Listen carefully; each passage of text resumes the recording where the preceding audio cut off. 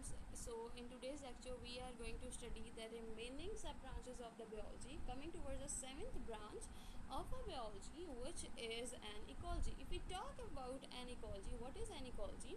Ecology is basically a study of an ecosystem. और ecosystem की अगर हम बात करें, what is an ecosystem?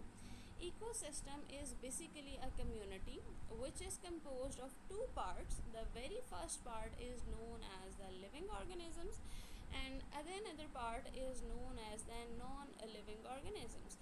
So in an ecosystem, these living organisms interact with each other, ठीक है, and non-living things interact with each other, but they also interact with each other. Living organisms के साथ तो interact करते ही हैं ना. जैसे for example अगर हम अपने इकोसिस्टम्स की बात करें तो जो ह्यूमंस हैं, they feed upon the plants, they feed upon the animals. So in case of their food, they are interacting with the animals. So if we talk about the non living things, so जो non living things होते हैं वो भी आपस में interact करते हैं. जैसे वाटर है वो वेपराइज होकर क्लाउड बनाता है, फिर जब बारिश होती है तो फिर वो वापस जो है वो वाटर आपके पास it get backs to the ponds and lakes. So non living things always interact with each other. Similarly आपके पास बहुत ज़्यादा गैसेज होती हैं, आपकी एयर में प्रेजेंट होती हैं, they interact with each other, they react with each other and forms the different types of compounds.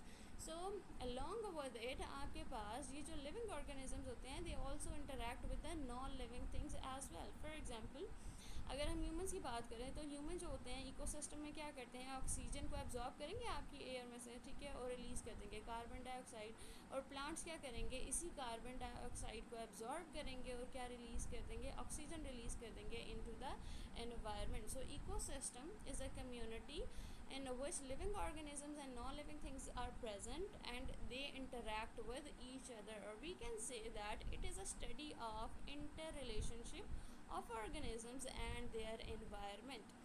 Ecology की एक और वर्ड भी है जिसको हम कहते हैं environmental biology. Ecology is also known as the environmental biology. Coming towards the example of an ecosystem, so here are the few examples of an ecosystem. For example, lake is an example of an ecosystem, and pond is an example of an ecosystem. जो आपके पास plain lands होते हैं, they are an example of an ecosystem. Desert is an example of an ecosystem. Forest is an example of an ecosystem. So these are all the ecosystems जिसके अंदर different kinds of living organisms present होते हैं. और ये जो different living organisms हैं, different animals हैं, plants हैं, हर ecosystem के अंदर जो living organisms find out होते हैं वो सारे के सारे different होते हैं, और उनका जो environment होता है वो भी क्या होता है, different होता है, and they interact with each other, और इसको हम क्या कहते हैं, ecology. Coming towards the eighth sub branch of a biology, which is known as the taxonomy.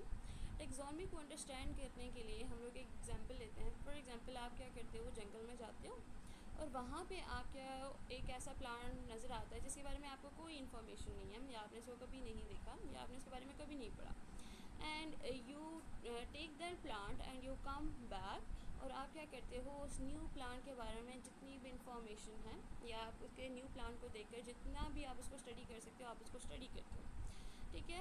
And after studying that plant what you do, you study all the characteristics of those plants जो कि उस plant के साथ match करते हैं, and on that basis you put that plant into a certain group. So it is known as the taxonomy, जिसके अंदर आप क्या करते हो, आप एक लिविंग ऑर्गेनिज्म को, which can be a plant, which can be a animal, which can be a micro organism, which can be a sea animal, और एनीथिंग, एनी लिविंग ऑर्गेनिज्म, आप उसको क्या करोगे, क्लासीफाई करोगे into a specific group on the basis of the similarities and differences among the living organisms. And after putting that living organism into a group, आप उसको क्या करोगे, एक साइंटिफिक नाम दोगे.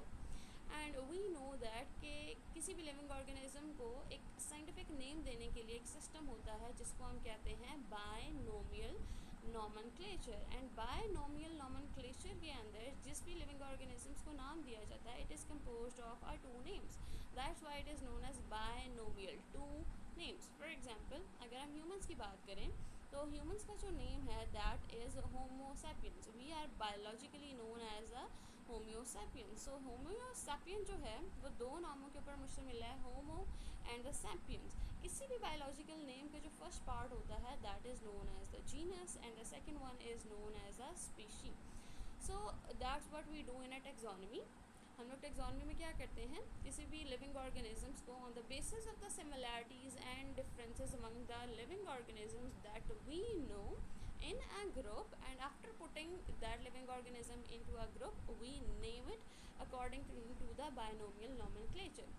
अगर हम टेक्सोनमी को देखें ना, टेक्सोनमी के अंदर आपके पास जनरल टू स्पेसिफिक सिस्टम होता है. जिस अगर हम लिविंग ऑर्गेनिजम्स को देखें तो in generally they are put into the domain, और हमारे पास 3 डोमेन्स होते हैं. And after studying them and classifying them we go very specific till to the species. So and we call this as a taxonomical hierarchy. ठीक है. सो taxonomy में आप क्या करोगे, कैरेक्टरिस्टिक्स फाइंड आउट करोगे, ग्रुप में डालोगे और फिर उसको नाम दोगे, और फिर जैसे जैसे आपको स्टडी करते जाओगे तो आपको पता चल जाएगा उसकी डोमेन क्या है, किंगडम क्या है, फाइलम क्या है, and up till two the species. Coming towards the next branch of a biology which is known as the paleontology.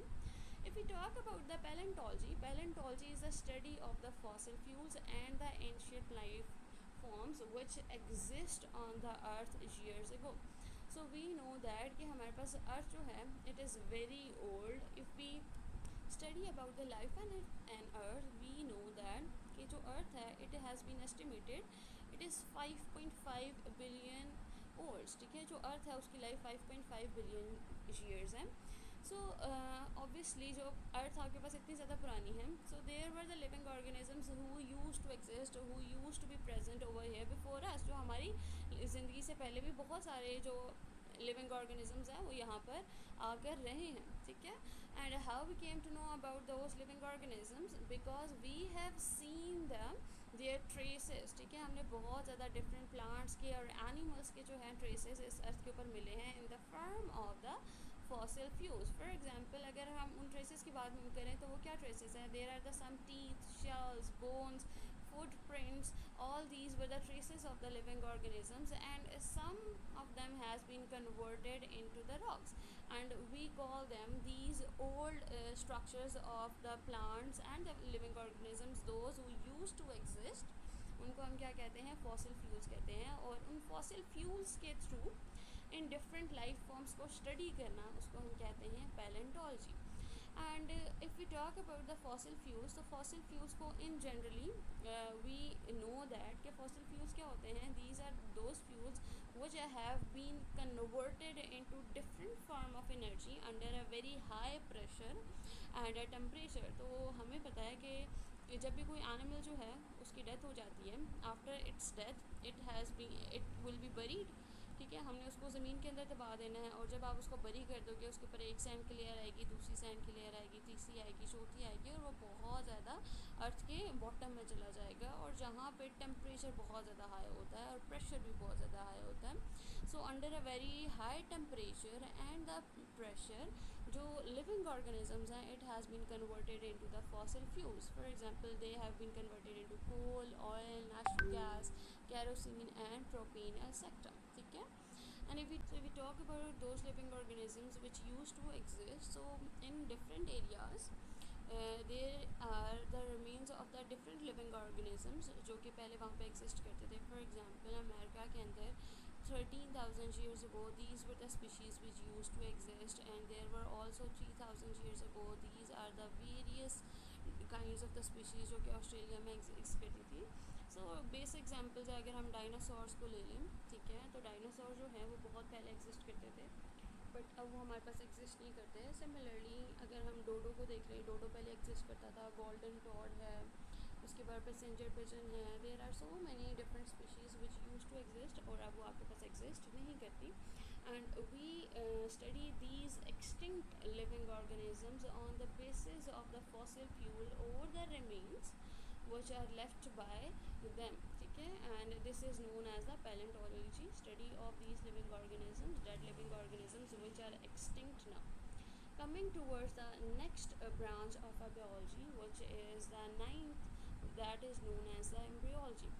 In simple words we will define the embryology as a study of an embryo. तो अगर हम बात करें embryo की कि embryo क्या होता है, सो वी नो दैट कि हमारे पास जो मेल्स होते हैं वो जो गैमीट प्रोड्यूस करते हैं that is known as a sperm, and जो फीमेल्स हैं जो वो गैमीट प्रोड्यूस करते हैं that is known as egg.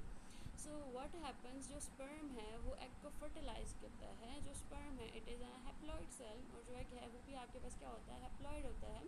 And when this egg fertilize the when this sperm fertilize the egg, तो वो आपके पास बनाते हैं एक zygote which is a diploid.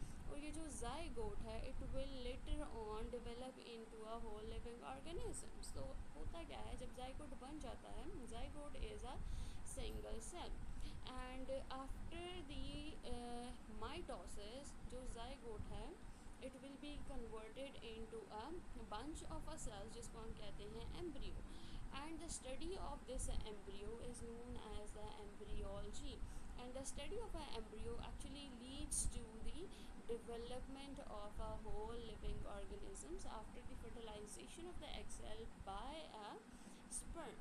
So this is known as the embryology, जिसके अंदर हम लोग क्या करते हैं, लिविंग ऑर्गेनिज्म को स्टडी करते हैं at their developmental level.